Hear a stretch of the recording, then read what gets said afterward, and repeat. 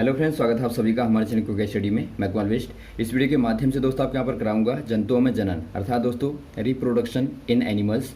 इसके आधार पर दोस्तों देखिए बहुत सारे क्वेश्चन आते हैं हमेशा ही आपके, तो यहाँ पर हम पढ़ेंगे इनके आधार पर जो आपके मशहूर क्वेश्चन आते हैं वो आपके किस प्रकार से आते हैं। देखिए दोस्तों यहाँ पर आपको टॉपिक को भी क्लियर कराएंगे आपको, और साथ ही साथ आपको क्वेश्चनों को भी कराएंगे।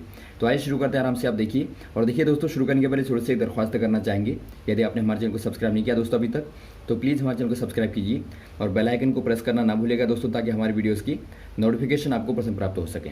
तो आइए शुरू करते हैं। क्वेश्चन को आप आराम से देखेंगे और एक कॉपी और पेन आप जरूर निकालें दोस्तों, क्योंकि आपको बीच में बहुत सारे टॉपिक मिलेंगे जिनको आपको नोट करना पड़ेगा। तो देखिए पहला यहाँ पर देखिए डेफिनेशन पढ़ते हैं दोस्तों, परिभाषा पढ़ते हैं कि जनन क्या होता है और ये क्यों ज़रूरी है। जब कोई जीव अपने जैसे शिशु को जन्म देता है तो उसे क्या बोलते हैं दोस्तों आप? जनन अर्थात रिप्रोडक्शन बोलते हैं। जब भी देखिए दोस्तों कोई भी जीव अपने ही जैसे एक शिशु को जन्म देता है, शिशु मतलब दोस्तों जो आपका जन्म अवस्था में जो बच्चा होता है उसे आप शिशु बोलते हैं। तो यहाँ पर इसे जनक क्या कहा जाता है दोस्तों? जन्म देता है तो जनन कहा जाता है। जन्म देने वाले को दोस्तों आप जनक बोलते हैं।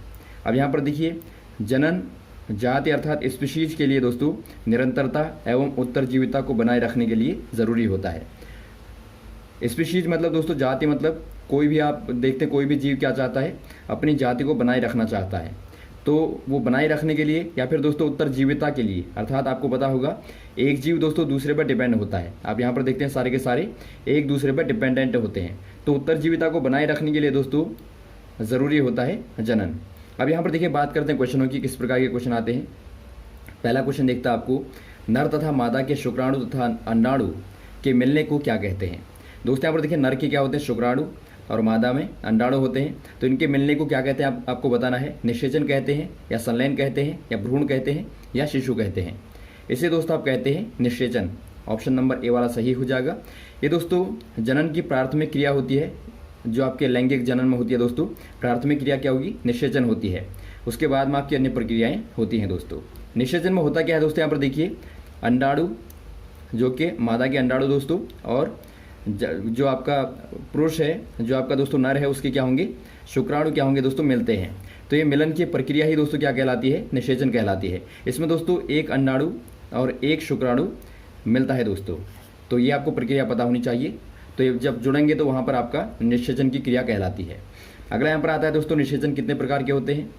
आपको बताना है कितने प्रकार के होते हैं। 1 प्रकार के, 2 प्रकार के, 3 प्रकार के या 4 प्रकार के। निषेचन दोस्तों मुख्यतया 2 प्रकार के होते हैं।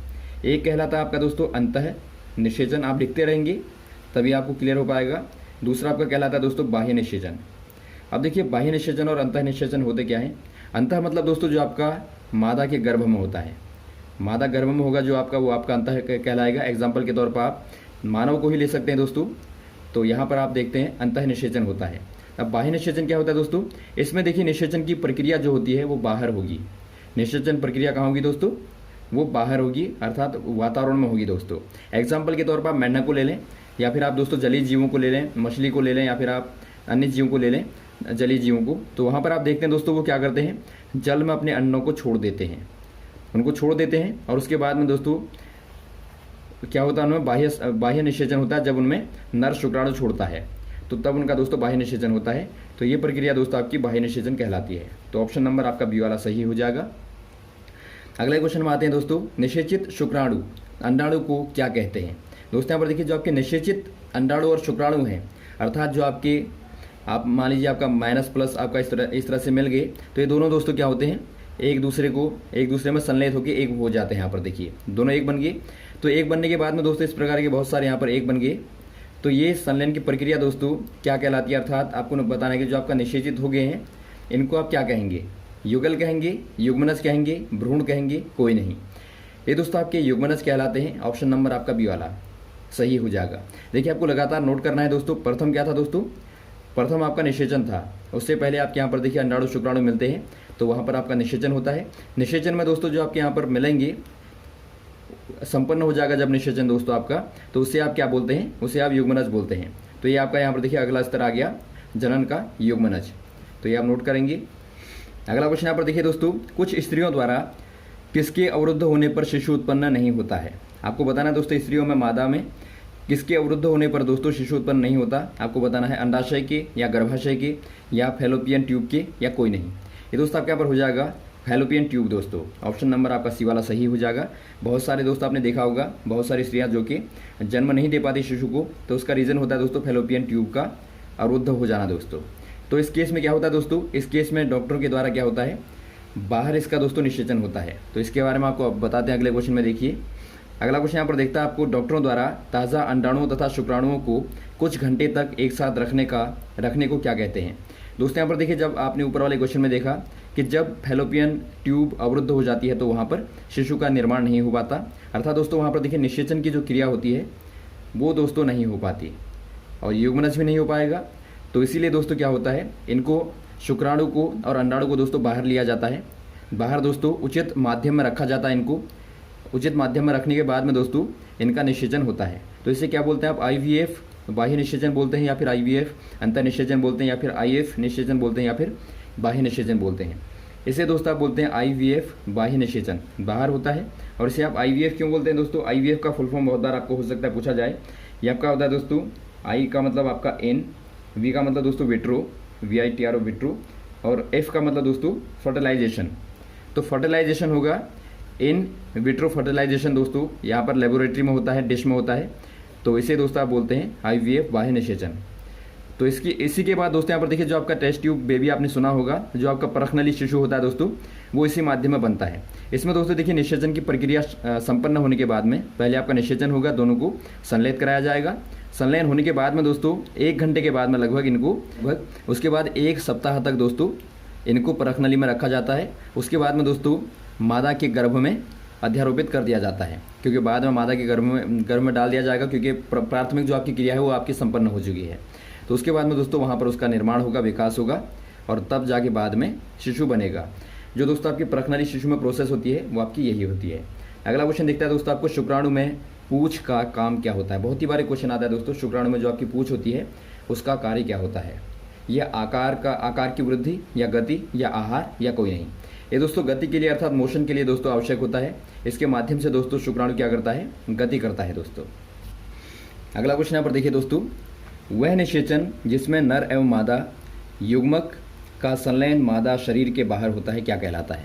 दोस्तों यहाँ पर देखिए, अभी आपको हमने निषेचन के प्रकार बताए, तो उनमें दोस्तों यदि आपका देखिए मादा के दोस्तों बाहर, गर्भ के बाहर यदि निषेचन होगा तो उस वाले निषेचन को आप क्या बोलेंगे, अंतः निषेचन, या बाह्य निषेचन, या IVF बाह्य निषेचन, या फिर कोई नहीं।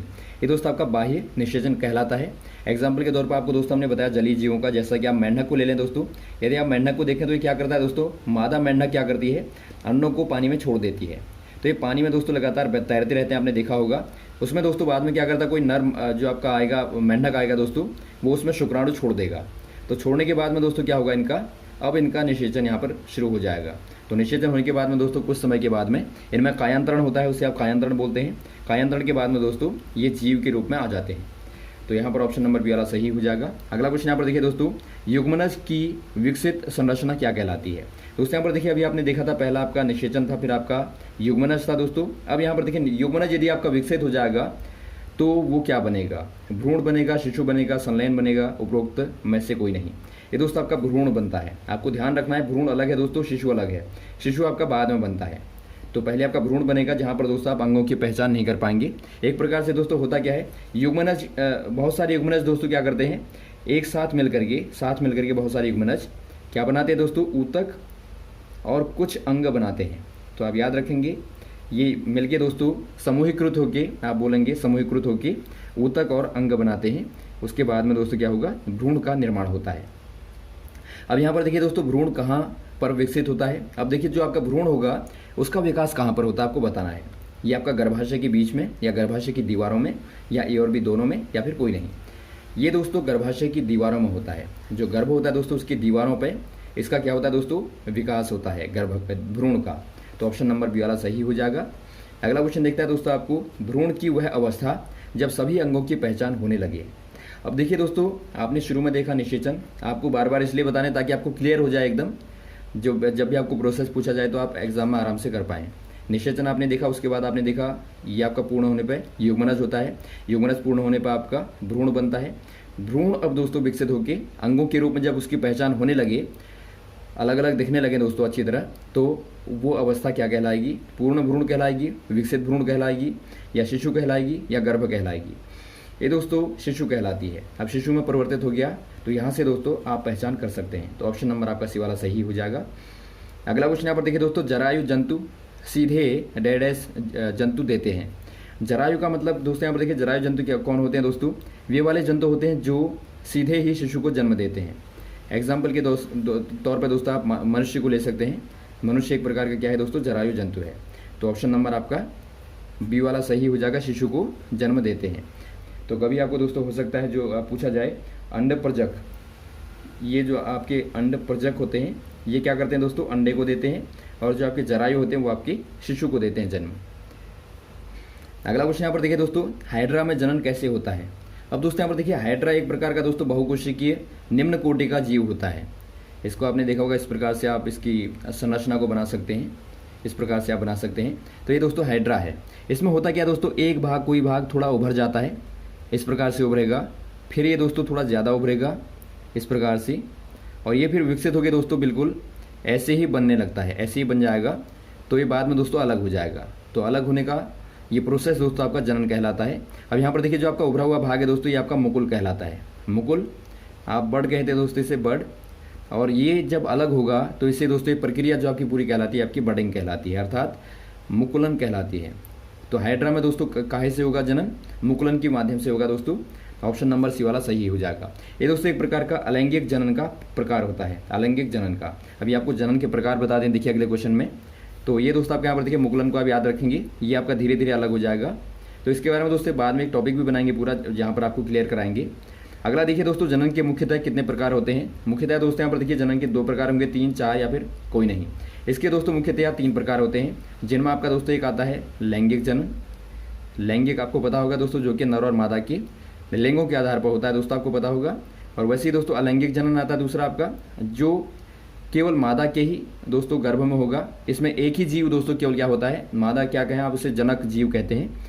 जनक जीव के द्वारा दोस्तों, एक ही जीव के द्वारा क्या होता है, उत्पत्ति होती है दोस्तों जीव की। तो इसमें दोस्तों आपके विखंडन हो गया, बहुखंडन हो गया, या फिर आपका और भी खंडन हो गया दोस्तों, उनके द्वारा क्या होता है, जीव का जनन होता है। तीसरा आपका होता है दोस्तों कायांतरित जनन दोस्तों। इसमें क्या होता है, शरीर के द्वारा दोस्तों जनन होता है। जैसा कि आप दोस्तों आप पेड़ को ले लें, पेड़ में आप शाखाओं को देखते हैं, शाखाओं से दोस्तों पेड़ों के निर्माण हो जाते हैं, या शाखाओं के कलम से दोस्तों निर्माण हो जाते हैं। तो एक प्रकार से काया से दोस्तों शरीर से ही निर्माण होता है। यहाँ पर देखिए, अब शरीर बढ़ता जाएगा दोस्तों जीव का, उससे अलग अलग भागों से आपके जीव खुद ही बनते रहेंगे। तो यहाँ पर 3 प्रकार, ऑप्शन नंबर 3 वाला बी वाला सही हो जाएगा। अगला क्वेश्चन यहाँ पर देखिए दोस्तों, अमीबा में किस प्रकार का जनन होता है? अमीबा दोस्तों आपको पता होगा एक कोशिकीय जीव होता है, एक कोशिकीय जीव होगा। तो इसमें दोस्तों यहाँ पर देखिए, मुकुलन के द्वारा, विखंडन के द्वारा, द्विखंडन के द्वारा, या बहुखंडन के द्वारा। इसमें दोस्तों द्विखंडन के द्वारा जनन होता है। इसमें होता क्या दोस्तों, इस प्रकार से यहाँ पर देखिए एक कोशिका होगी, ये आपका केंद्रक है।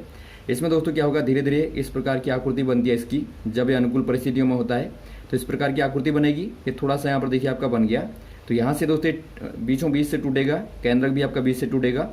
तो ये दोस्तों इस प्रकार से अलग अलग, एक यहाँ बन गया, एक यहाँ बन गया, तो 2 दोस्तों ये क्या हो गए, जीव बन गए। तो ये दोस्तों आपकी प्रक्रिया होती है, द्विखंडन कहलाती है। तो ऑप्शन नंबर आपका सी वाला सही हो जाएगा। तो ये रहे दोस्तों आपके महत्वपूर्ण क्वेश्चन, उम्मीद आपको अच्छे लगे होंगे। यदि आपको वीडियो अच्छा लगा दोस्तों, आप जरूर लाइक करें, शेयर करें, सब्सक्राइब करें चैनल को, ताकि लगातार इस प्रकार की वीडियोस आपको मिलते रहें। और दोस्तों आपको लगातार और भी क्वेश्चन को बताते रहेंगे, हमारे साथ बने रहेगा। ओके, थैंक्स, जय हिंद, जय भारत।